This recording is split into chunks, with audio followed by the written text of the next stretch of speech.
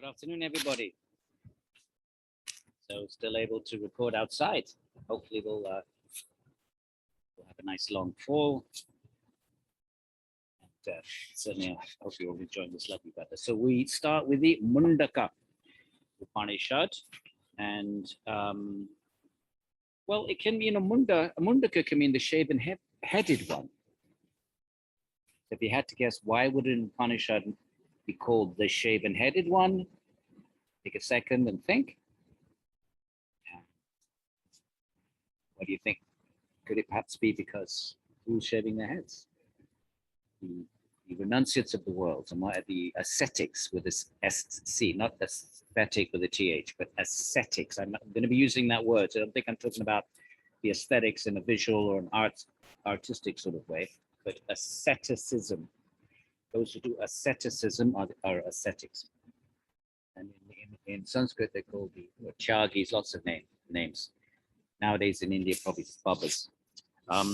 So therefore, we get the sense right off in the title that this is for renunciates. This is for those who are serious enough to seek truth, that they're renouncing the world. And one of the signs of that, external kind of displays of that, is shaving the head. So actually, if you're a sadhu, which is somebody who has renounced the world in the pursuit of truth, right? I might be using that word a bit. SADHU, the sadhus. You either grow your hair or you shave it. If you grow it, you can't be combing it with a hairdryer and going down to the stylist. No. Dreadlocks, no, not the dreadlocks that you spend $200 in Brooklyn and they put beads, not those kind of dreadlocks. Like you just put cow dung in to keep the bugs out. Cow dung is very antiseptic, by the way. Don't stick your nose up at it. It has wonderful hygienic qualities. So you might pack some cow dung into, and then you just pile it up, and if it just becomes like a mat, it matted. That's real. So maybe that's not. We shouldn't call that dreadlocks. That's what we like to call it matted hair. So okay, so right off. So there we have it. This may be one of my favorite Upanishads. I think it is my favorite Upanishad. I love this Upanishad. Let's kick off. Let's go right in. So let me do screen share. So the shaven-headed Upanishad, an Upanishad for ascetics, likely forest dwellers. Remember that we had Aranyaka. The Aranyaka was the forest. And we start off, Brahma rose as the first among gods. Now, don't get Brahma. You see the A with a line over it?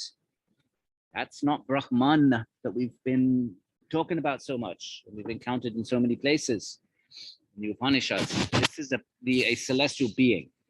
And in later Hindu iconography, he's displayed as having 4 heads. And there's various stories in different Puranas about how he got his 4 heads. But he's in the Puranic tradition, Purana, another genre of text, and that's where we get all the stories of Ganesh, the great Hindu deities, Shiva, Krishna. I work with the Krishna Purana, the Bhagavata Purana. I spent my whole lifetime translating and working with that. There's 18 Puranas. I think hopefully we discussed that. And Brahma in that he's not God with a big G.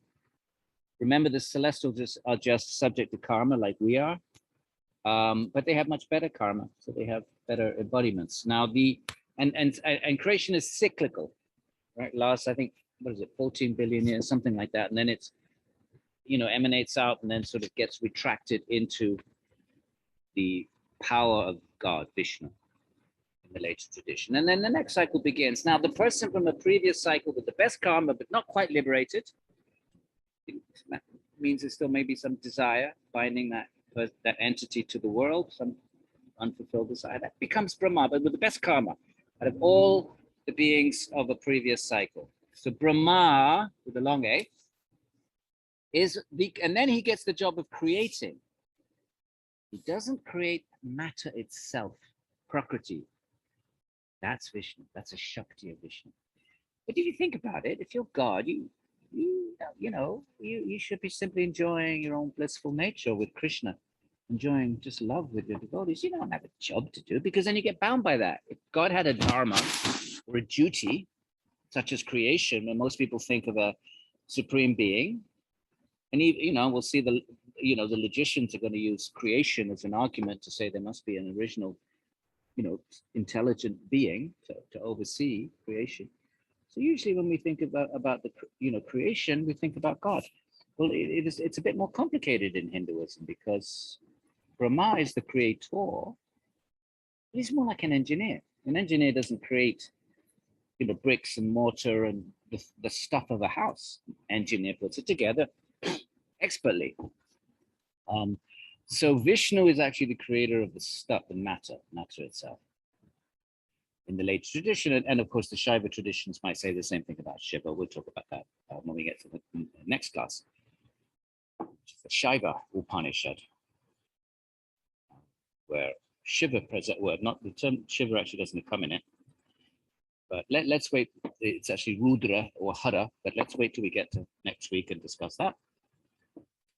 So Brahma is a creator god in the sense of taking pre-existing material, which he doesn't create, but then he creates the forms of the universe. So Brahma rose as the first among gods, as the creator of all. Remember, that's all within the world. He doesn't actually create the universes themselves.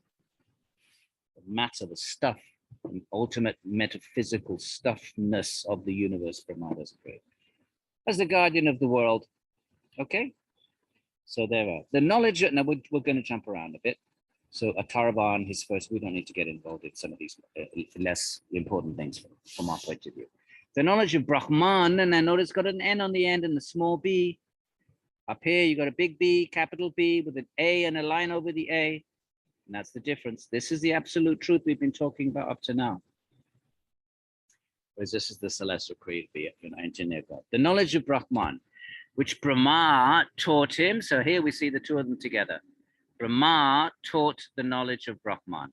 Since he's the first created being, then one of his duties, in addition to creation, is that the Veda is revealed to him in his mind. He does not create the Veda, but he's the first to manifest it in the world. So Brahma, according to some traditions, other traditions, we'll see with the Mimamsas, they're not going to be happy with that. They're going to say, no, the Veda is eternal.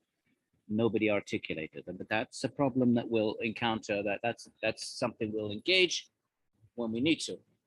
But most Puranic, most Hindu traditions, we can say for now, simply put, Brahma is the first. He reveals the Veda.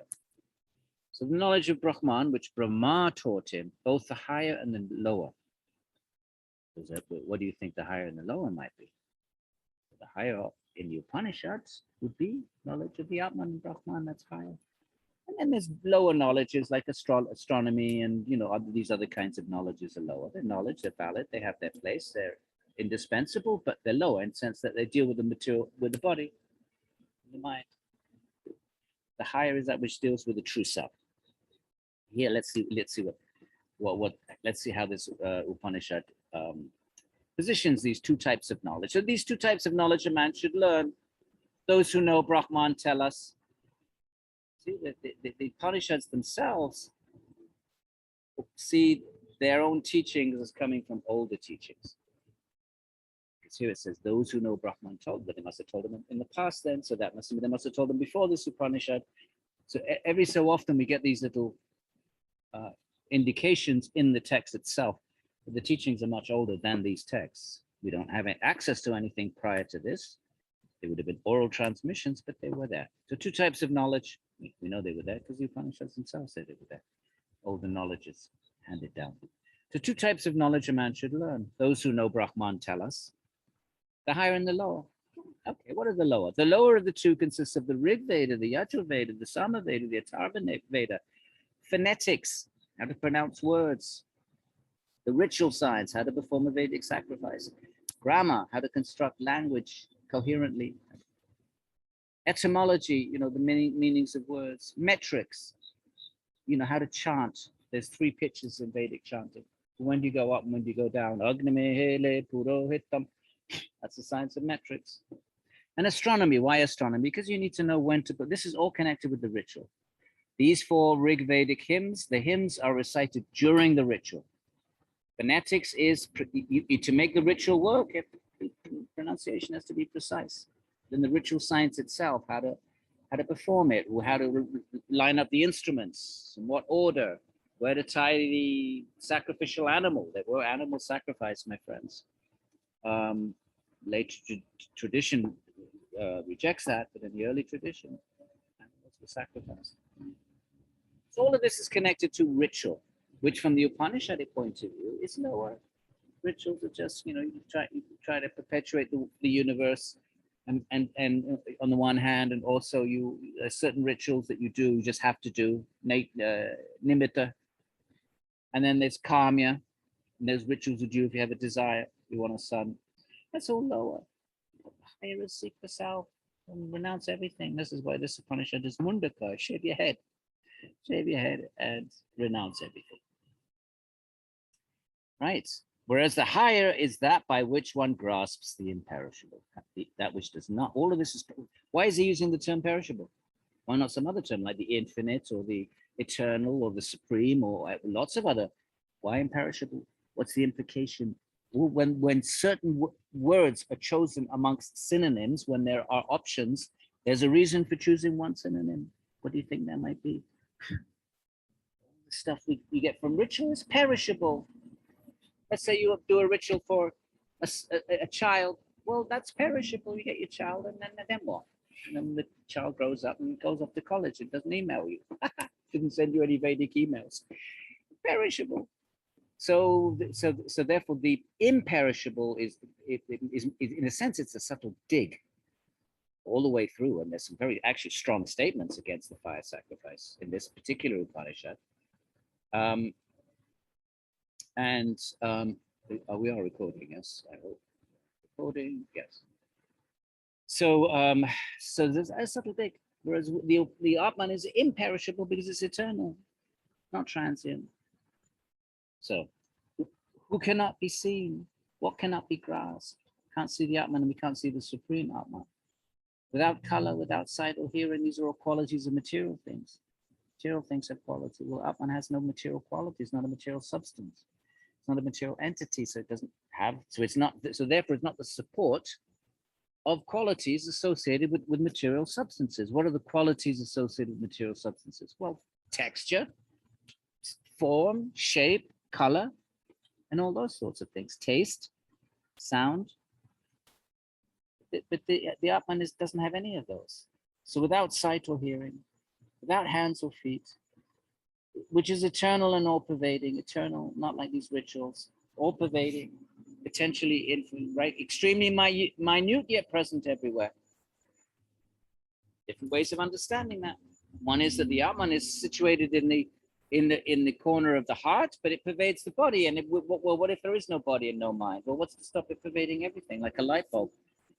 If you take the light bulb, potentially, light bulb could pervade the whole universe if there was no atmospheric, kind of restrictions to it.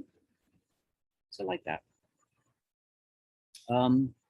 That is the immutable, which the wise fully perceive. And in Indian traditions, God and the Atman, but now we're not really talking much about the relationship. We've already said something about, for some traditions, they're one and the same.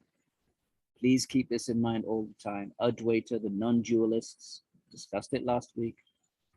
Drop of water hitting the ocean, just remember that, and you'll get Advaita. What happens to the drop of water? It looks like a drop, doesn't it? It looks like an entity, an individual, but what happens when it hits the ocean? Not that it disappears, it's just that it loses its individuality and merges into the totality of the ocean. That's Advaita, non-dual, but the dualists and Ramanuja we'll be looking at later on. We'll say more when we get there. The Atman is always an individual Atman, and God is always a distinct being, or even though God might pervade everything, sustain everything, and in a sense, everything emanates from God. So you can sort of say everything is God, fine, but within God there are differences, not a homogeneous oneness as it is for Advaita. So Ramanuja, that we'll be turning to immediately after the Upanishads, that'll be next week. He's 11th, 12th century. Member of the Vedanta, one of the Vedanta lineages, the theist, strong believer in a distinct God, Vishnu. His lineage is called Sri Vaishnavism, very strong in Tamil Nadu in India today. They wear the white sacred clay with the red in the middle. So for him, he likes this next verse. Look, as a spider spins out threads, then draws them into himself. Isn't that a nice metaphor for creation? Why? Because number one, the spider is an intelligent being.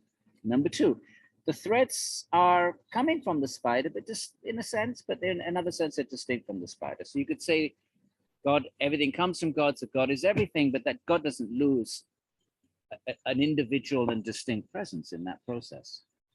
Just as the entire labyrinth, and have you seen the cobwebs? Aren't they beautiful works of art? Shiny, glittery, ghastly in what they have to do, which is trap poor old flies, but beautiful aesthetically. So this creation is beautiful, but it's kind of also is ghastly. There's death everywhere. Here we are sitting in this beautiful spot, right? Over there. See, over the grass, and there's ants getting torn apart by bigger bugs. We see, oh, what a nice, pretty garden. But what's going on right underneath, right in, in almost an eye level, right in the undergrowth? Creatures are tearing each other apart. It's kind of horrific. So therefore, we'll bracket that for now. But so this metaphor of a spider spinning out threads, as plants sprout out from the earth, as head and body hair grows from a living man, so from the imperishable all things here spring. Remember, this is sort of characteristic of the Upanishad. These metaphors, you will not see them. Well, not see them very. You might see them very occasionally in the Vedanta tradition, but in the later philosophical traditions, you're not going. There are some metaphors, but not as abundant as you find them in the Upanishads. Okay. So there we are, and we'll move on.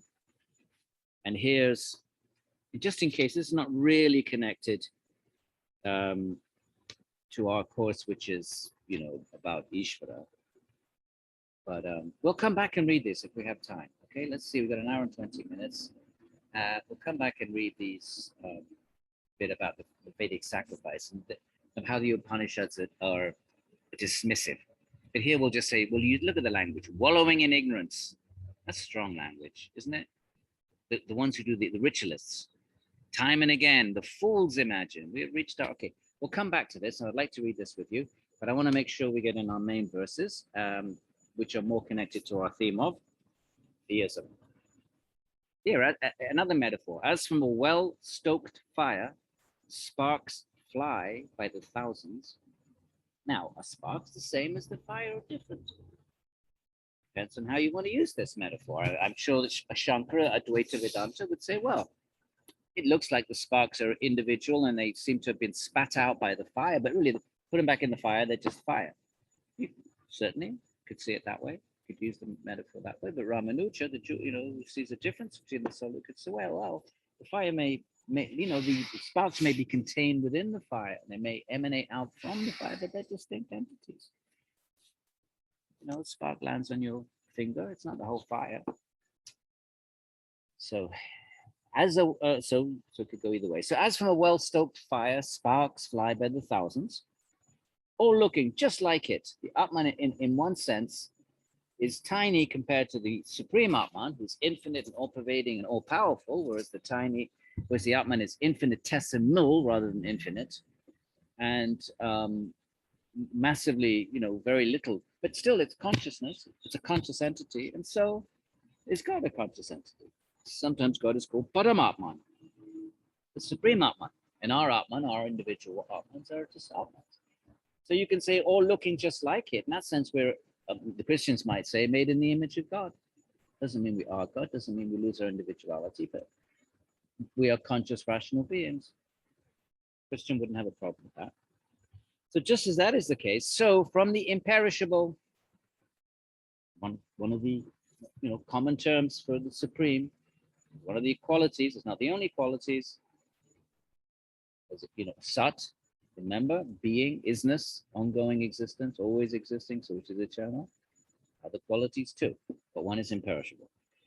So from the imperishable issue diverse things, this creation, a creation full of diversity. And into it, my friend, they return. Remember the Chandogya, the rivers, we think it's this river and that river, the Hudson and the Ganga, but they all just go back into the ocean, just like the bees. They take nectar from this tree, from this plant, and nectar from that plant, but it all goes back into one honey. So somehow or other we all emanate from God and return to God. Clearly not systematic, not meant to give us minute details, as we'll find, let's say in the Krishna tradition, we'll get a very vivid description of this imperishable. Krishna will say, I'm the imperishable, I'm God. And we'll get descriptions of what the kingdom of God looks like and what is the relationship between the souls and God. We'll look at that at the end of the semester, at least in one tradition, one Hindu tradition, Krishna tradition. But for now, we see that all of them will lay claim to this. They all see this. They will see that the Upanishads are stating their truth, but just in a very, very basic, unelaborated way. And so later traditions would see themselves as elaborating, unpacking, embellishing, developing, increasing the knowledge about these little statements like this in the Upanishads. They see themselves as, based in this, but providing much, much more information than we find in these source texts. The person indeed is divine. So here we have, is it God or is it the soul? Different schools will read it differently. Theistic schools who might take that as a reference to God. The non-dualists, they don't believe in God. They believe ultimately everything is just one Brahman. And God is only, remember, there's only a mirage. Creation is a mirage. Creator is a mirage. Real within the mirage is confinement of the illusority, the illusionness of the mirage, illusoriness.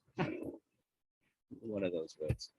Then once you break out of that, then you realize that there is no duality at all. No you worshipping some distinct God. That's Advaita Vedanta, not Ramanuja, not the theists. So for them, the person is a distinct being. So that person indeed is divine. He has no visible form, not a material form. Does that mean he has no form at all? That's an issue we'll deal with later. But all agree he does not have a material form of flesh and blood, because material forms obviously are what? They're temporary. What else? They're limited. I'm limited. My eyes can only see the instruments of my body has instruments. Those instruments their range is limited, and I can only be conscious through my instruments. I can only know the external world through my five senses. That's a limitation. So God does not bound in that way. So therefore, God cannot have a material form. Now, might he have a spiritual form? That will revisit. I'm writing a book on that, as a matter of fact. So we'll revisit that later in the semester. He has no visible form. Can't see it with your eyes. He's both within and without. Everyone accepts that God is everywhere. But the question is there only God and nothing else, and everything else is a superimposition? Like a mirror, when you superimpose in photography, you put one picture on top of another, but it's not really real. Something like that. Or is God within and without, but there's nonetheless differences in God's nature between God's within, his own personal being, and without his presence as the created world and as the infinitude of souls such as you and I. He's within and without, unborn, without breath or mind, without material breath or mind. Must have some, right? We read in the past, he thought, let me become many. So there must be some kind of intelligence there and thinking function, rational function. So whenever the Upanishads say without this, without that, you should always remember it's referring to material, in this case, breath and mind. He's radiant and further than the furthest imperishable, right? The imperishable things, but he's even further than that, further than anything that's imperishable. What's imperishable? What matter, in a sense, is, the things of matter are perishable. What emerges from matter, but matter itself, everything goes back into matter. So in that sense, that matter itself, primordial matter, prakriti, it's called in Sanskrit, Prakriti. as the metaphysical matrix of everything. Prakriti is eternal. All right, so we're just going to jump around a bit, and then we'll just go down to the next page. If we have time, we'll just come back and just read bits and pieces from here and there. It's perfectly okay. Well, let's just actually let's go back. So read this in sequence. From him comes, well, here we have a sort of a way of trying to visualize him with our material. You know, we're bound by material minds. And so therefore we only know things made of matter, which we perceive material things, they get imprinted in our memories, in our minds. It's in Sanskrit, samskara. Don't confuse that with samsara with the without the K. Samskara with a K is a memory imprint.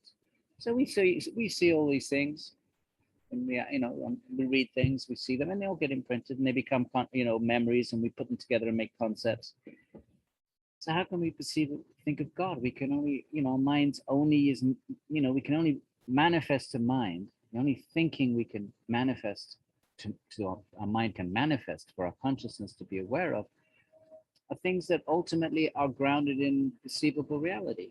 And from that we make, we can make inferences and conceptualize and theorize. So how do you meditate on God who is completely non-material? So if we don't have any mental imprint of a non-material entity, our mind doesn't know what that means. If you think of the word immaterial, it's actually a negation of what we do know. We know matter, so immaterial. So often imperishable. We had that word before. So a lot of the descriptors of God are actually negatives of things we know. Well, what else can they say other than it is sat and it's conscious shit? And then we had that thing about being blissful. Otherwise, a lot of the Upanishadic sort of talk about God is negatives. Not this, not this, not this. We had that neti. Well, here's an example of neti. Imperishable, not perishable. Immortal, not mortal. Infinite, no finites, and so on. So does that mean we can't meditate on him at all? Well, here's a meditation. I mean, obviously the Upanishad is not suggesting his head is the fire, his eyes are the sun and moon. It's not that primitive at all. Of course it's not. But it's giving us a way of contemplating God through nature, the God of natural theology, actually, in the Western intellectual tradition. So since a lot of Indian meditational practice, remember, it's not just about believing in God or arguing for or against the existence of God, but the goal is to perceive God, see God, perceive God, maybe not with the material eyes, but actually experience that divine being. Your own Atman, that's one thing, but also the supreme Atman, distinct from yours. If you happen to be a theist, that is distinct. If you're a non-dualist, it's the same thing. I have to keep saying that. The goals of the tradition are also different. If you're Advaita, then the goal is really, there's no difference between you and the supreme. There's only one experience in the end, and that's the experience of everything. And there's no more you. You are now part of that everything. Whereas in the theist, there's two different experiences, because the soul is distinct from God eternally. So you can experience your soul. And maybe, and from their point of view, some yogis, some seekers stop there, that's it. And maybe they don't accept God or they're not interested in God. They've attained their own soul. But those traditions say, fine, you see your own soul, but there's also another soul. But in both cases, whatever you accept, the goal is experience. And let's be clear about that. So here's a meditation for his head is the fire, his eyes are the moon, his ears are the quarters, speech of the Vedas, breath is the wind. Okay, it's not meant to be a primitive, anthropomorphic, unsophisticated construal of God. Of course it isn't. It's a way of fixing the mind on that which is beyond the mind. So we fix the mind, we create this image, and that way we're in a sense we're manifesting the absolute in that form. And then we'll see in most of the theistic traditions, there's grace. So God sees that we're making an attempt to approach him. And of course, there's the goddess as well. But for now, we use the term him because Ishvara is masculine and so forth. And his Purusha is masculine. But there are goddess traditions. It would be she. So then God can manifest when he sees our efforts. we can't perceive God. But so okay, well let's do the best we can with these being imprisoned in these minds with their limited ability to manifest concepts and thought, which simply ultimately stem from the things we do know and perceive. So we make a meditational technique with the sun and the moon as the eyes of God, and then use that as a temporary support for the mind until the grace of God can be gained. So all of these Vedas spring from him, right? So here's God as creator, right? These are the four Vedas: Rig verses, Saman chants, Yajur formulas, right? God's celestial beings, human, beasts, and birds. From him, in diverse ways, they spring. In breath, out breath. We don't read the whole thing. The rites, the 7 breaths, pranas. Later tradition speaks of 5. Here, there's 7. The 7 flames. So he's going with the number 7. 7 ablations. And you look, by the way, there are footnotes if you're interested in what are all these 7. From him spring all oceans. There's footnotes to this volume of the Upanishads. I'm not sure if I put it up on Sakai, but if anybody wants me to put the footnotes up, let me know. From him spring all oceans and hills. From him flow. You don't need to know this sort of thing for the quiz. Of course you don't. What are the 7? I'm not going to ask you a question like, what are the 7 breaths? What are the 7? Of course I will. I'm not going to ask you something that's not totally unfair. But if you're interested personally, we can see what the footnotes say. But those are not the sorts of questions you'll find out. Of course, they're going to be,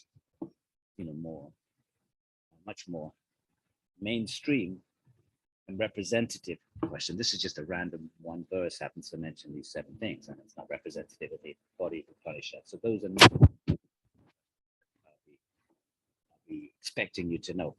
From him spring oceans and hills, rivers, all of this, plants, verse 10. All this is simply that person. Bhagavan, the Purusha. Rites, penance, prayer, Brahman, the highest immortal, one who knows this, my friend, hidden within the cave. Remember the cave. Where's the cave? The heart. Whenever it says the cave, it's referring to the heart. Why the cave? Well, it's the innermost thing. And it's your secret cave. Nobody knows your heart. Caves are like secret, secluded, cloistered things, closed things.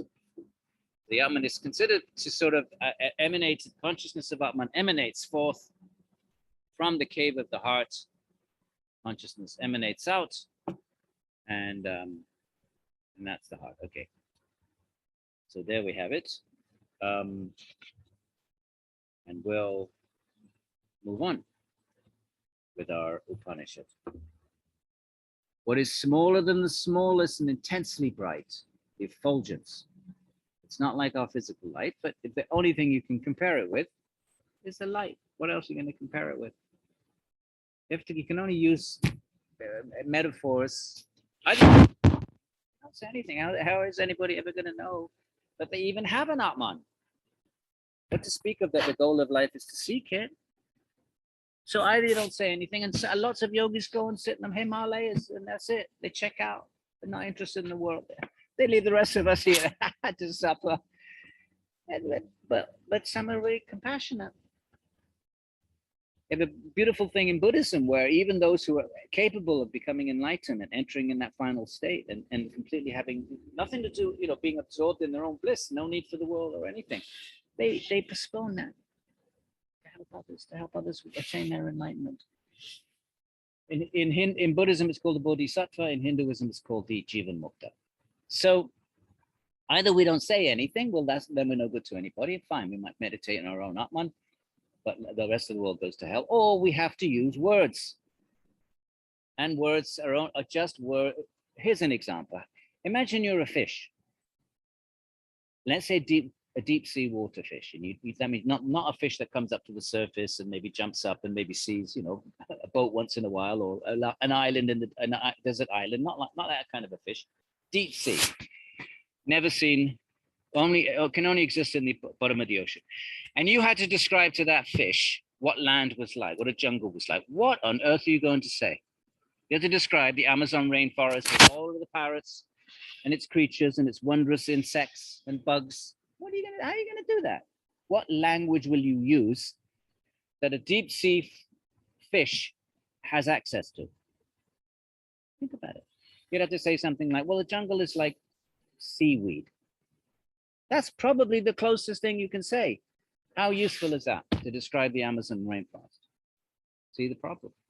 So similarly, those who have experienced the Atman, the bliss of the Atman, bliss of the Supreme Being, what are they going to say? How are they going to describe it? Oh, so we had that passage. Remember the bliss of the King who owns the whole world. Well, next level up 100 times. It's just an attempt to give some sense of. I think one of our students emailed me and said it was 10 to the power of 20 bliss. The bliss of Brahman is 10 to the power of 20. The bliss of a king who has perfect health and owns the whole world. Obviously, that's rhetorical. But what else are you going to do? You're trying to teach because these sages want write this for our well-being. They don't need to. And so you have to use words. And so then you do the best you can. Okay. So here we are. It's smaller than the smallest and intensely bright. So what bright mean for us? Bright means the sun. We think of intense bright. The sun. Don't look at the sun; it'll burn your eyes. So that's the closest we got. All right, we'll call it intensely bright. Clearly, it's very luminous. In which rest these worlds and those who live therein. All of us, we live within God. It is the imperishable Brahman. It is breath. It is the immortal. It is what we must strike, my friend. Strike it. How do we strike it? What is he saying? Strike it. We need to. That's the goal of life, is to seek it, realize it, attain it. Everything else useless, my friends. What's everything else? We flap around. We get married. Oh, I'm gonna get married. We have kids. We'll buy our first house. And then what? We end up getting old and dying. What do you think is not going to happen to you? Look at your grandparents. From a yogi point of view, it's all foolishness. You never and you can never find happiness doing those sorts of things. So see, we must strike it, said the Upaniṣad. That's what we should be looking for. And so now another metaphor. Take the bow. So now it's going to have a metaphor of a bow striking a target with an arrow, which is really the Atman seeking Brahman. So let's go with the metaphor. Take this, my friend, take the bow with this great, what is the bow? The great weapon of the Upanishads. Why is that a bow? A bow is that which, it's the instrument we use to strike the target. So what's the instrument? First of all, we need to know about the Atman. We need to know about Ishvara. We need to know about God. Where are we going to get the knowledge from? It's not going to just pop into our minds from nowhere. We'll get it from the Upanishads. And if you're, in ancient India, if you're a Hindu or if you're part of the Indian traditions, that's what the origins of these teachings are the Upanishads. So that's the great weapon, the bow. Place veneration on it. Treat it with respect, like any sacred text. As the whetted arrow, stretch it with the thought fixed on the nature of that. So the mind should be fixed on that. That should be our goal in life. So that's the whetted arrow. Stretched with thoughts. I think actually the arrow may be on. Let's have a look. Now he changes the metaphor a bit. That very imperishable, that very, yeah. Oh, you know what? We jumped the page. There we go. That very imperishable target, the imperishable is the target, my friend. Strike it. Seek the Brahman. The bow is Om, but back down here it said the bow of the Upanishads. Now it's saying Om. Om now we're meeting for the first time, but we'll encounter it throughout the Upanishads, is Brahman in sonic form, the form of sound.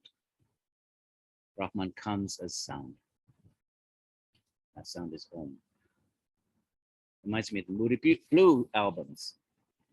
There's a Moody Blue album. It's called in Search of the Lost Chord or something like that. Those of you my age will know that.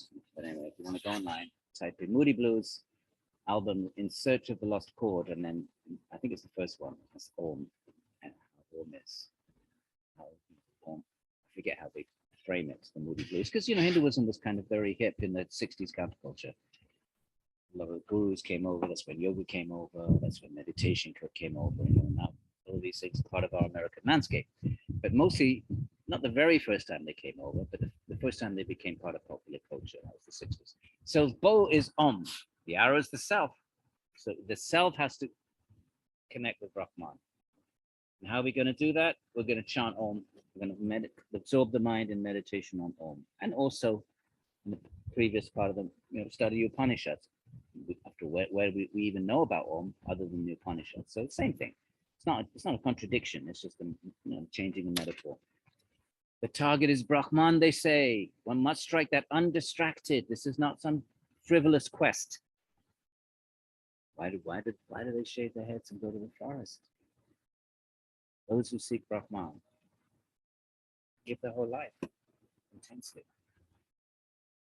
Because why? Because everything else perishable. Why do you think they keep saying imperishable, imperishable? All this other is perishable. Your student life perishable. You'll do it now. You're here to do philosophy class. Perishable. Your grades perishable. Get your degree perishable. Go interviewing for a job perishable. Get your job perishable. Find a partner perishable. More perishable. Buy your home, first home, perishable, have your kids. All right, you had enough of that. So that alone is the self you must understand, on which are woven the earth, intermediate region and sky. Somehow, here Atman and Brahman, again, we've discussed it, sometimes they're interchangeable. Everything rests on that Brahman. The mind together with all breaths, put away other words, for this is the dike to the immortal. Don't waste time with any other words. Put them away. Don't chatter. Om is the dike to the immortal, the bank, the means, going from this realm to that realm, from this dimension to that dimension, from this sense, from our mundane perception of reality to a real, deep level perception of real reality, underlying reality. Okay? When the veins come together like spokes, in it is that one taking birth in me. I'm not going to talk about this, but these are the subtle veins, not the gross blood veins. Part of the subtle physiology that becomes important in some later schools, especially the Tantra schools. But that's not, we don't have time to diverge. It is Om. Meditate thus on the self. How do we meditate on the self? You can't. How are you going to meditate on the self? You can't see the self. What are you going to meditate on the concept of the self? That's not a very powerful form of meditation. Mine's not going to be very, try that. You get fed up within 5 minutes. So how do we meditate on the self? Well, we meditate on form. That's a sound. And the mind can be fixed on that sound. This is the Muṇḍaka. This is the prescription it's giving. This is the method it is giving. We'll see it, that same method in Patanjali, Bhagavad Gita. Later traditions will also Om, but some of them will expand that Om into Om Namo Shivaya for the Shiva traditions, Om Namo Bhagavate Vasudevaya for the Krishna traditions, but Om remains there as the seed. Now, seeds can also give fruits. So Om can become Shiva, Om can become Krishna. Basic, everybody agrees, Om. That is the sonic encapsulation of Ishvara, of God. It is Om. Meditate thus. This is the way you meditate on the self. Good luck to you as you cross beyond the darkness. Thank you. Thank you. Well, we need luck. Very kind of you. So when one sees him, but they're kind. They're kind. You get a sense of kindness from these teachers. Teachers are kind. Why do they dedicate their lives to teaching? Because they care about people. And not just the physical people.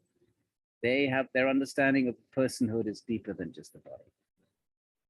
Their kind of welfare work is not, they don't neglect the body, but that's not their primary focus. It's not their primary interest. It's not primarily what they seek to instruct us about. The deep level self, the outward self. Because the body's going to die. Of course you have to maintain it, go to the doctor. But however much access you have to Medicaid or best medical facility, well, whatever the best is you have access to, what's going to happen at the end? So that's how the sages think. They say, okay, there's doctors in the world, fine, they let them do their dharmas. The psychologist says all of this, nutritionists, all good, right? But who's teaching about the real self? Because all that other stuff, perishable, perishable, perishable. Why do you think it keeps saying imperishable? So therefore they set themselves, that's their niche in the world. Everybody has a niche, a dharma, a duty, a contribution that could be made.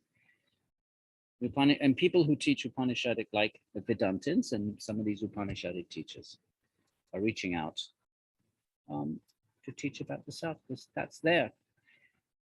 For them, that's the highest gift you can give, is knowledge of the real self, because that is imperishable. Other gifts won't last.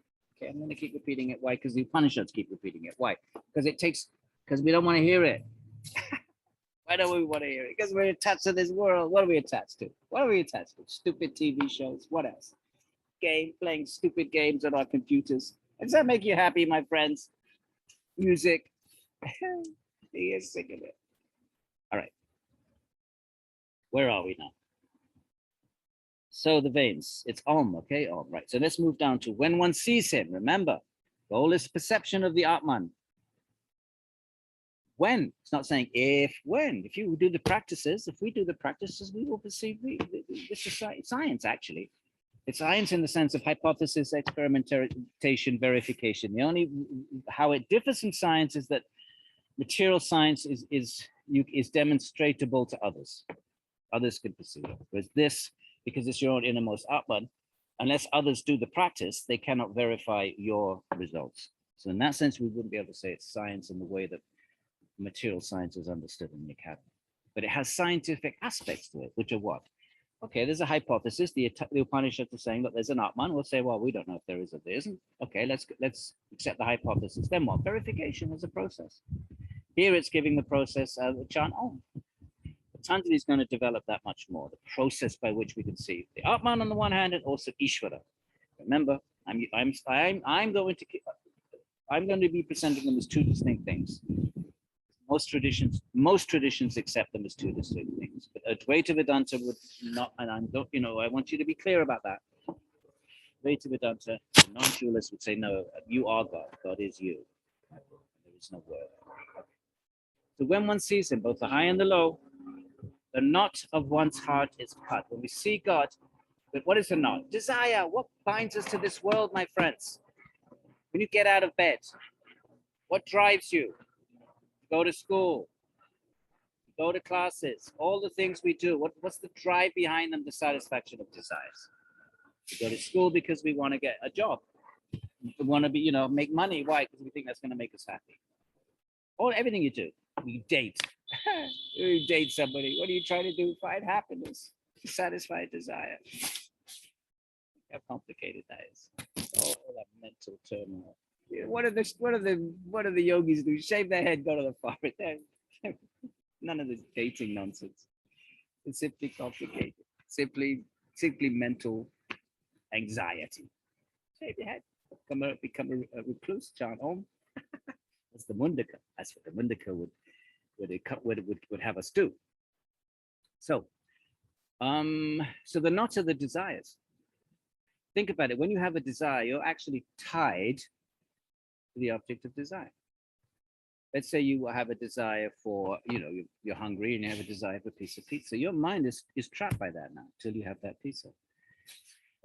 That's a rather insignificant desire. But let's say you have a desire to, get married, or a desire to have a house. Those are huge knots. You can think of them as a knot. You're now knotted. Your life, your intention, your mind, your thinking, your contemplation, your peace of mind, all knotted to that object of desire. It's a knot. So if we want to be free of anxiety and rebirth, remember, we're not talking a lot about karma, but every time you act in the world to fulfill a desire, you plant a seed of reaction. And the reactions don't all fit in this life. Maybe some do, but most do get in the next life. So that means what? You have to come back. You're reborn again. What's that? Samsara, the cycle of birth and death. That's a knot. What is perpetuating that situation of action and reaction? The knot of desire. So then when the knot of the heart is cut, all doubts are dispelled. You perceive the Atman. Then all works come to an end. No more work, no more running around. Oh, I got to get a degree. Oh, I got to get married. Oh, I got to buy a house. Oh, I need a new car. Oh, this, all of this, our life, we're running around. We wonder why we're always frustrated. Oh, why am I? Oh, I'm such a good person. I'm always frustrated. I'm never fulfilled. What's missing? What's missing? Oh, that's what's missing. Fleeting things, perishable things, using the from the point of view of Upanishads, they can never satisfy the heart. So all his works come to an end. No more flapping about. If you act in the world, it's simply to help others. You're not making any more karma because there's no desire.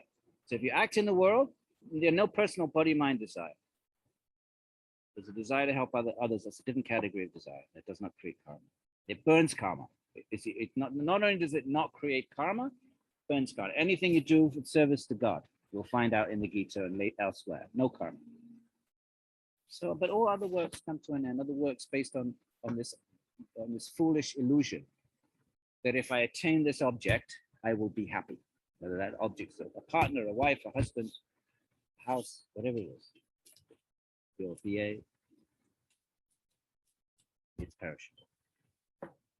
In that high golden container is Brahman, stainless and partless. We're using human language. Golden container. How else are you going to describe it? Stainless. Okay, we know. What do we think of stainless? Stainless steel. we always okay. But it's not corrupted or with desire. Actually, stainless means no ignorance, no ego. What's ego? I'm body mind. That's ego. What's true? What's truth? I'm not one. That's real ego. Pure ego. So stainless. Say only reason to continue action is to seek the self. So the brilliant light of lights, back to our luminous metaphors of luminosity. This is what they know, those who know the self. What do they know? They don't know about the next sitcom, the next movies. What's coming out in the movies? Yeah, they don't know that stuff. What's the latest model of car model? What do they know? They know the golden container of Brahman, stainless and partless, brilliant light of lights. This is what they know, those who know the sun. There, the sun does not shine. Well, all this talk of luminosity, but it's not coming from the sun, my friends. So the sun doesn't shine there. It's infinitely bright, but not because of the sun, nor the moon, nor the stars. They right? And it goes on. Let's see. Lightning doesn't shine. Of the common fire need we speak. Well, if there's no sun, moon, and we don't have to waste words talking about fire. See how nice this is written? Of the common fire need we speak. This is 2.5 millennia old, my friend. That is so beautiful. Him alone as he shines, do all things reflect. Any luminosity in our world is a reflection of that, Brahman. How about that? Like a mirror reflects light, but the mirror itself is not luminous, it's just reflective. This whole world radiates with his light, Brahman's light, that light. Brahman alone here extends to the east, Brahman to the west, it alone to the south, to the north. Everything in one sense, but also distinct. It alone extends above and below.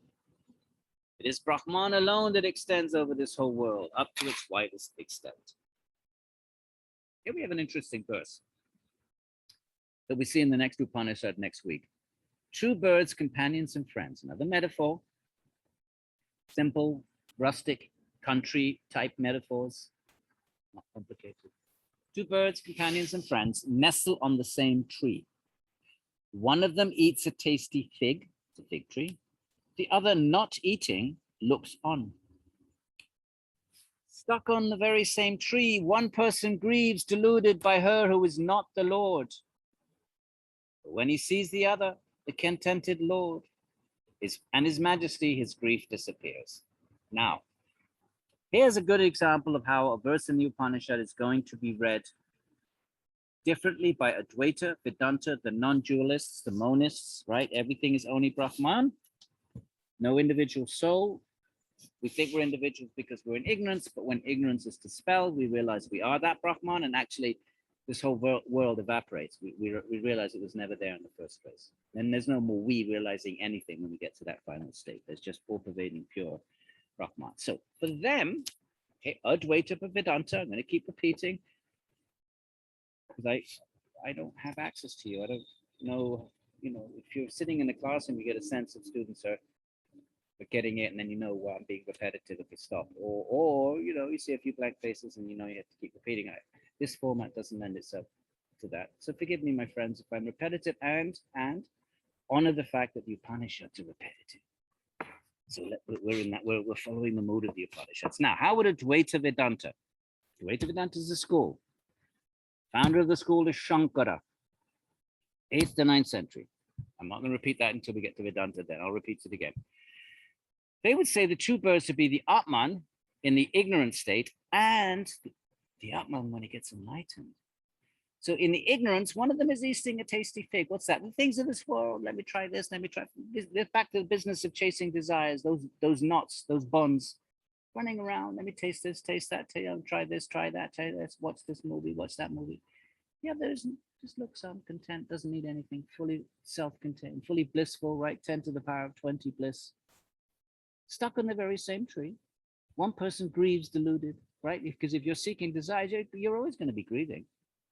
If you think life is about fulfilling desires, my friends, tell me, if you don't believe this now, send me an email in 10 years' time. Tell me if things look different. The Upanishads, all of the Indian traditions, Buddhism, Jainism are going to tell us that no desire can satisfy you. And not only does it not satisfy you, it leaves you feeling unfulfilled. What does it say here? Deluded. Oh, I need this, I need this, I need this. And then we're miserable because we don't have something, and then we get it. And then what? Okay, it's good for 10 minutes or whatever, a month, a year, fine. And then boring or something else becomes normal, no longer desirable. So one person grieves deluded by her who is not the Lord. Right? That's the ignorant Atman. But when he sees the other, the contented Lord, his majesty, his grief disappears. Now, for Shankara, when the deluded soul gives up these desires, gives up this bondage to the world, reads the Upanishads, hears about the pure Atman, turns to it, and they become fulfilled and becomes enlightened. Now, Ramanuja, 100 years later, he's the founder of another Vedanta school, and it's not Advaita Vedanta, it's Vishishta Advaita Vedanta. Keeps the term Advaita, but he adds Vishishta. Okay, everything is God, but there's differences in God. It's a real soul. The soul is never going to be God. It's only going to be an eternal spark of God, to use the fire metaphor. World is real. It's not going to disappear as a mirage does. So there's a real God sitting with the real Atman. Ramanuja says God accompanies us, the soul, everywhere. It's the Antaryamin. So there, and only God accompanies the soul, not because God needs anything from the world, but just out of love for the soul. But the soul has free will. So the soul is free. He's eating the fig, same as Shankara eating the fig of the world. That part of it they both agree on. It's the fig are the offerings of the world, the sense objects, the sense objects of sight, sound, taste, smell, right? And we try to find things that are pleasing to our senses. We try to eat nice food, listen to nice sounds, smell nice things, look at nice objects. Sense objects. Senses, they're objects. So if the other one is, we're just waiting for the soul to get frustrated. Stuck in the same tree. One person grieves, deluded by her who is not. But when he sees the other one, we turn to God, the contented Lord. God doesn't need anything. Fully self-contained. Otherwise, what kind of a God is that? Fulfilled. Aptarama. Bliss within. And his majesty, his grief disappears. When the seer sees that person, again, both of them are going to say, what's the person? Shankara, the person is your own Atman. Ramanuja, no, the person is God. You may have an Atman, but there's another Atman, that's God. So they understand all of these passages differently, many of them. They agree on a lot of things, but when it comes to whether there's a supreme God, they differ. Okay, whether is the Atman the highest truth? Yes, Shankara. Ramanuja, no. There's a truth higher than the Atman. So when the seer sees that person, the golden color, the creator, the Lord, as the womb of Brahman, the source of Brahman, or you could say, sometimes it speaks with the Brahman is everything and is the supreme cause. But sometimes there's a suggestion that there's something that even Brahman rests on that being. So here is the womb of Brahman. That suggests that Brahman is kind of a secondary highest truth, resting on something even higher, depending on how you read this. Then shaking off the good and the bad, karma, good karma, bad karma. The wise man becomes spotless and attains the highest identity. Okay. So moving along. Hope you're enjoying this as much as I love it. By truth, this self be grasped. By austerity, what's austerity? Giving up desires. When you give up desires, that's austerity. You cut down on eating, cut down on all of these objects of the senses. That's austerity, tapas. Austerity means cut down the objects of the senses. Why? Because you're trying to free yourself from the knots of desire that bind you. You become a servant of them. Oh, what desire comes in your mind? Oh, let me run after and fulfill it. You're a servant, you're a slave. Even some of the Greek ascetics understood that, Stoics, others, Plato. So how are you going to grasp the self? By austerity. First thing you have to do is get rid of these desires in the mind. Why? Because if the mind is full of desires, what are you going to do with your mind? Chase desires. So what are you not going to do? Seek the self. Your mind is full of desires and you're chasing desires. You don't have any mental space to seek the self, except in a very kind of, not a very serious sort of way. So by austerity, by right knowledge, where are you going to get the right knowledge? Upanishads, the sacred text. Your minds can't figure it out. So you have to take help from beyond, from the words of the sages and the enlightened beings and the sacred texts. By a perpetually chaste life. What chaste meaning? Free of always running around seeking some desire. Celibacy becomes a part of, a serious seeker who's going to be called brahmacharya in Sanskrit, right? Because sex desire is the strongest of all desires. And where does it get you? Satisfy ever? Ask yourselves. Isn't it always much more complicated than you imagine in your fantasies? Always complicated. Emotionalities, feelings get hurt, people get dumped. Broken hearts. Think about it. Think about the price you pay, my friends. Put it on a scale. Weigh it. Tell me, if you were an alien and had no more emotions, and you took our so-called love and courtship and dating, and you let's say you didn't understand any of that, but you said somehow you put a scale. Okay, what do you get out of it? Sex or whatever you think you get out of it, and what does it cost you? Imagine what that scale, the balance would look like. Ask yourselves. Perpetually chaste life. It lies within the body. Atman, right? Consciousness is in me. It's not on the table or out there in space, and it's in the body. Brilliant, full of light. Right, back to the old metaphors. Which ascetics, that's what I was trying to say with a C. See, A-S-C, ascetics perceive. When their faults are wiped out, the karma is all of their reactions to their deeds from infinite lives, all wiped out.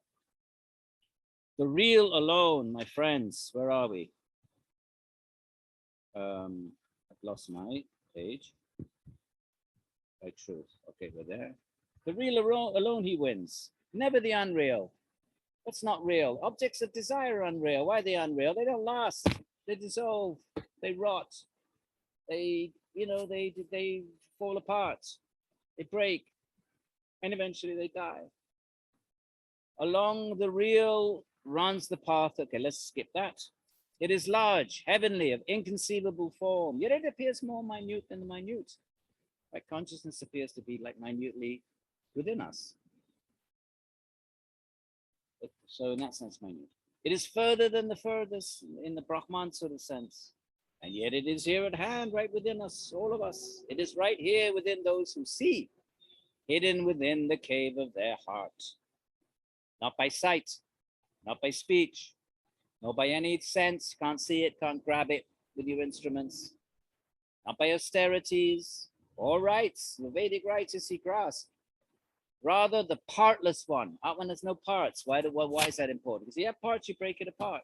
And if you break it apart, then what? Then it wasn't eternal, then was it? If something can be broken apart, then that thing, like a box, well, you can rip the lid off and rip the sides off. Well, you don't have the box anymore. So you can't say the box is eternal if it had parts. Anything has parts, including atoms, and atoms have parts, neutrons and electrons. So anything with parts, you can break them apart. Then that thing, you can't say that thing is eternal. So partless. We'll see that argument later on in the course, and we get this is a philosophical argument. But now it's starting to sound a little bit more like the later, actual philosophers, rationalists. So where are we? It is the partless one is seen by a man as he meditates, not out there, within. And how do you meditate? Fix the mind on Om. That stills the mind. And Om itself is kind of like a portal. It is Brahman. It's kind of like a bridge between the two worlds. And it's called that, actually. And his being has become pure, free of the desires we spoke about. Through the lucidity of knowledge, when you realize desires are just foolishness. Think about, when you're a child, or look at the young children in your family. And look at their little desires. What it is they want? Some silly toy. And we're grown ups. Oh, we love them. But it's silly. It's a piece of plastic. They're so over, the child will have a huge tantrum. So something like that. That's how the sages look at us. With our desires, we think of adult desires, right? Get married, have a home. These are that's how the world functions. So from the sages' point of view, so when we become pure of all these illusions, what is illusion? I will be happy if I can have this. We create a fantasy made of mental imprints of what marriage life is going to look like, what owning a home is going to look like, what having kids are going to be. We create this daydream, which nothing to do with reality. Reality is always problematic. So we become pure of that. How? Through the lucidity of knowledge.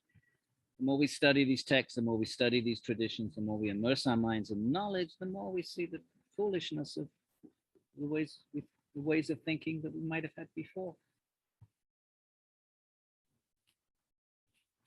Okay.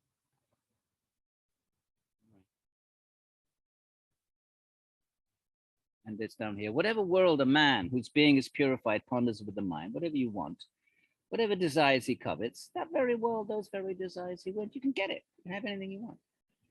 You want a house? That's your world. Then you find one day you'll get a house. You want to go to the celestial realm? One day you'll go there. A man who desires prosperity, therefore, should worship one who knows the self. In other words, the real thing is to worship, is covet the self. That's good. That's a good kind of coveting. Why? Because we will never lose the self.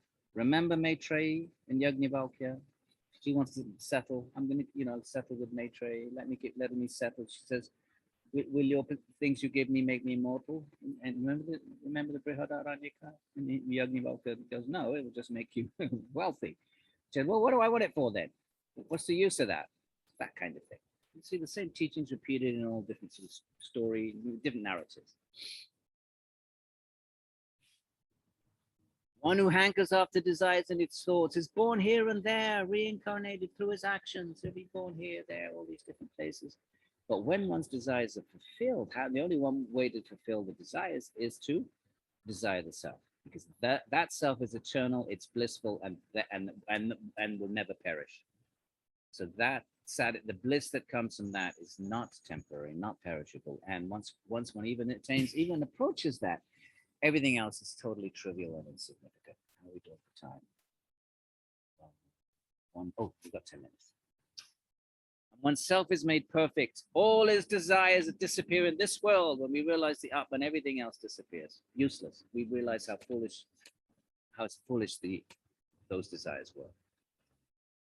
The self cannot be grasped by teachings or intelligence. You can't grasp. We can learn about it. Obviously, teachings. We do need the teachings. And we need our intelligence, but you can't know it you can't experience it that way. You can know of it. Obviously, we have to know of it before we can think about seeking it. We're not going to seek something we don't know about. So first we have to learn, we have to know, we have to be informed about the existence of Atman and of the Paramatma, the Supreme Atman, Ishvara. We have to be informed about the existence of these things through the teachings and our intelligence. But we're not going to know. We're not going to experience them in that sense, knowing them through experience. That we need to, for that, these things, we have to cast them aside and just absorb the mind in Om. Only the man he chooses who can grasp him, whose body the self chooses as his own. So that could we read that as an act of grace from God? You could. But there's probably other ways of reading that. The self cannot be grasped by a weak man. You need to find it, teachers have to be those who intensely follow. Otherwise, it just gets commodified and consumerized, like yoga has been in the high streets, become just some stretching exercise. Can't be grasped like that by a weak man or a person who's not austere and intensely seeking, or through carelessness. It's not some hippy dippy type of thing. Wear an t-shirt like I'm wearing. What am I wearing? A Bhakti Fest t-shirt. Not like that. It's not a frivolous thing. Or even by austerity without the marks. What are the marks? The marks of the ascetics. Different lineages have different marks. And that tells you which Vedanta. We've spoken a bit about the Vedanta lineages. I've introduced you to two of them, Shankara's Advaita, and I've said a few things about Ramanuja a century later, and his Vishishta Advaita. You'll be hearing a lot more about that the week after this one. Differentiated non-duality, that there is a real God, that's Ramanuja. But they were marks of Ramanuja's as white and red, Shankara's is 3 lines like this. If you look on Hindu posters, like Ganesh or something, you'll see they were one or the other, depending on which lineage they come in. Of course, nowadays, people don't know. Sometimes they put one mark here and then the other one on there, and they don't even know they're different lineages. So that's fine. But marks are ancient lineages that go back, 2,000 years, 2,500 years. When a wise man strives by these means, the self enters his Brahman abode. The ascetics who have firmly determined their goal, they are clear about what they're going to do with their human form of life. They're not going to seek some perishable thing that's eventually going to end up in old age and frustration. They seek the self. They made that determination. The ascetics who have firmly determined their goal. Through a full knowledge of the Vedanta, they've deeply studied the text. Okay, you can't experience it through the text, but you can thoroughly learn about it. And then by learning about it, your conviction to seek it increases. You have to have a strong conviction, especially if you're going to renounce. That doesn't just happen overnight. So that needs to be built up. How's it built up? By studying the text. The ascetics who have firmly determined their goal through a full knowledge of the Vedanta have their being purified, their minds are purified. How? By the discipline of renunciation. There's no yoga without renouncing desires, my friend. You can't have your cake and eat it too. You want to seek desires, then seek desires then, and that's what you get. Don't cry. Don't cry at the end of it. Oh, it didn't make me happy. Oh, it's so complicated. Oh, I didn't realize there was going to be all these hidden price tags. Hidden little writing, small writing in the contract, the bonds. So we've all been caught by them. So in the worlds of Brahman, at the time of the final end, the moment of death, that's what it's all about. What's your home going to do for you then? What's your kids going to do for you then? What's your spouse going to do for you then? Nothing. Your wealth, nothing, and that's the final moment of death. But what with your meditation on Brahman? Yes, because what are you going to do at the moment of death? Even more intensely, fix your mind on that Brahman, like that, like the bow, the arrow. Even more, because now you're actually going to leave the body, and you're just going to hope that you hit that target. And if you don't, then next life you start off as because you don't forget any of that. You don't leave your practice behind. Krishna says that at the end of the 6th chapter of the Gita. Any progress you make on the path, if you don't finish, you pick up from that point. That's why some, you read stories of great sages at the age of 5, they already renounced the world. How so? They did the work in the past life, didn't quite finish, and they pick up.